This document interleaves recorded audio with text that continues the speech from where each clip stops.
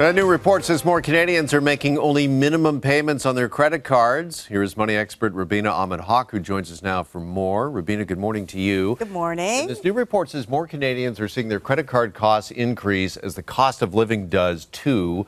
What sort of impact is this having on families and their household budgets? Well, more money is going towards interest because obviously when you don't pay your balance off in full, then that balance balloons because you've got interest payments.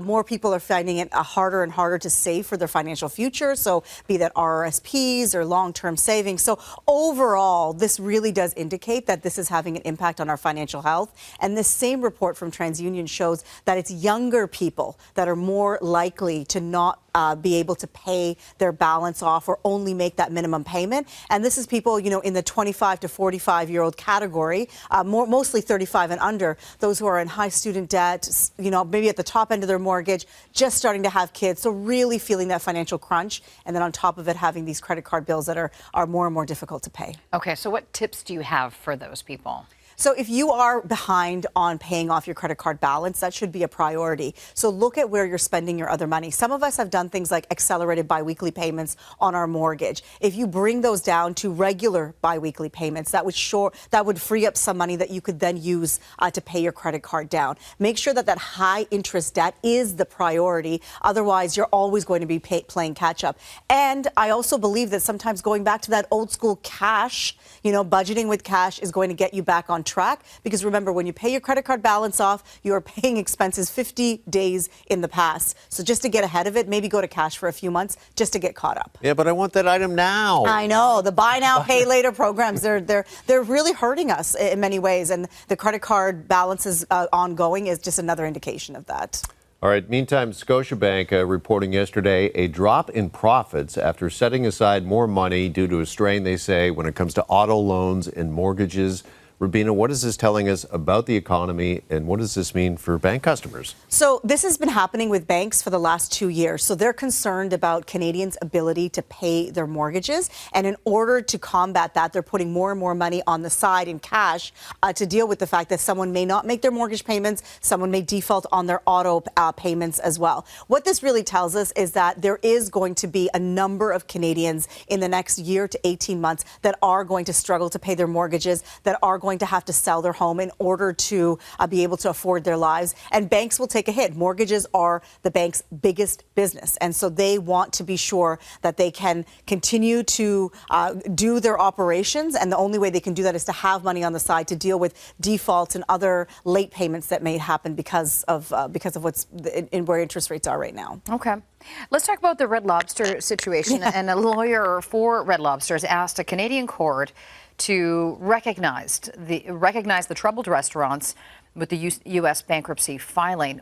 Everyone is asking, what does this mean for the restaurants here?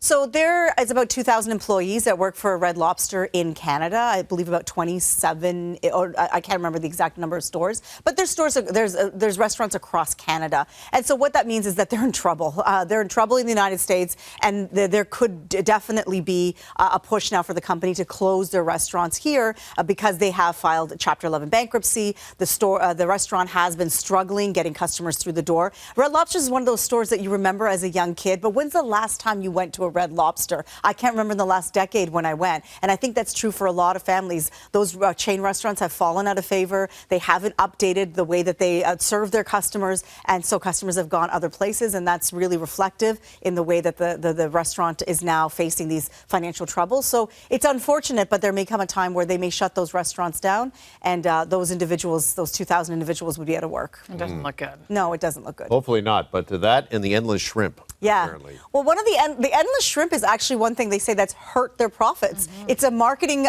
scheme to get people through the door, but it's actually cost them more money. So you go in there thinking, the company thinks you're going to buy other things and make up for the the profits they lose on that endless shrimp deal, but that hasn't happened. They didn't bank on the people that would go there and eat Just eat themselves shrimp. to the point of sickness. Yes.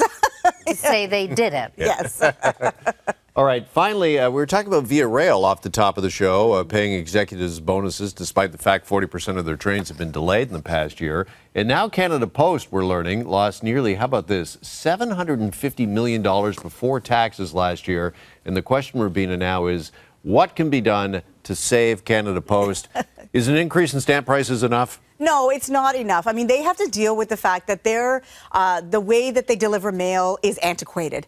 It costs 75% more to deliver mail to your door than it does to put it in a community box. Now, I know that there's a lot of communities where they're seniors and there are those who live in rural communities where that would not work for them. But there are a lot of neighborhoods, older neighborhoods here in Toronto, for example, where they could put a community box where everyone could just spend 5 minutes walking to that box to get their mail, and that would cut their costs down. Now, of course, that would also bring down labor costs. That could mean layoffs. But that's a number one way that they could save money immediately, is that they could look at densely populated neighborhoods and say, why are we delivering mail door to door in these areas where we could save so much money by just installing a box and then giving people some time to get used to this new way of getting their mail?